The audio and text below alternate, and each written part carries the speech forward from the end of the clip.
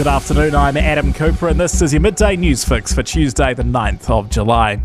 Chloe Swarbrick says the Green Party will continue asking Darlene Tana to resign from Parliament.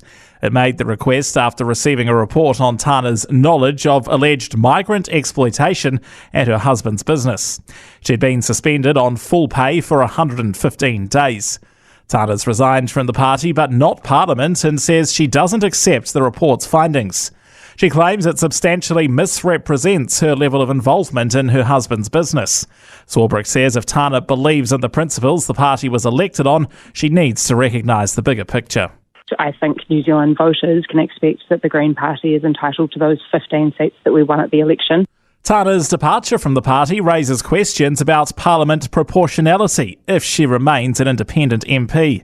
Newstalk ZB senior political correspondent Barry Soper says the election gave the Green Party a set MP count and her resignation gives them one less. It's important under mixed member proportional systems that you maintain the proportionality, and if she stayed on, that would not happen. If Tana leaves Parliament, the Greens would bring in the next person on the list, Benjamin Doyle. Prime Minister Chris Luxon will be courting both US political parties during his trip to the NATO summit in Washington, D.C. He's touching down this afternoon after being delayed by Tropical Storm Beryl. He'll meet influential Republican lawmaker Ted Cruz and has indicated he might meet California Governor Gavin Newsom in San Francisco. Former US Ambassador Tim Grosser told the Front Page podcast it'll be an important talk. He seems like the rising star of the next generation of Democratic Party leaders, and often mentioned should Mr. Biden finally decide not to proceed with his candidature. Changes to the medicinal cannabis scheme could spark export growth. Cabinet's approved changes by which medicinal cannabis only needs to meet the standards of the country it's exported to, not New Zealand's. Our Medicinal Cannabis Council says it'll mean we can match international competition. Executive Director Sally King says business is booming worldwide. Projection for 2025 is more than $60 billion US per year. And the compound growth rate is in double figures, up to 20% per annum. So it's a fast-growing market.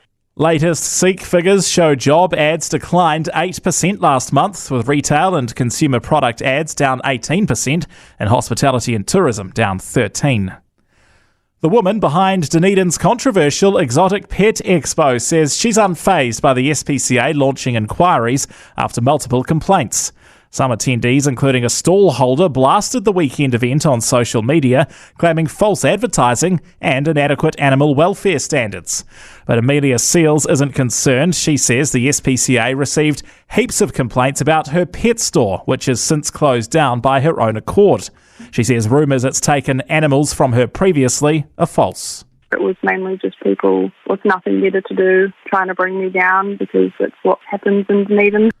In sport, Marco Rojas is returning home. The All-Whites winger has re-signed with the Phoenix for the A-League football season, the first professional club he represented.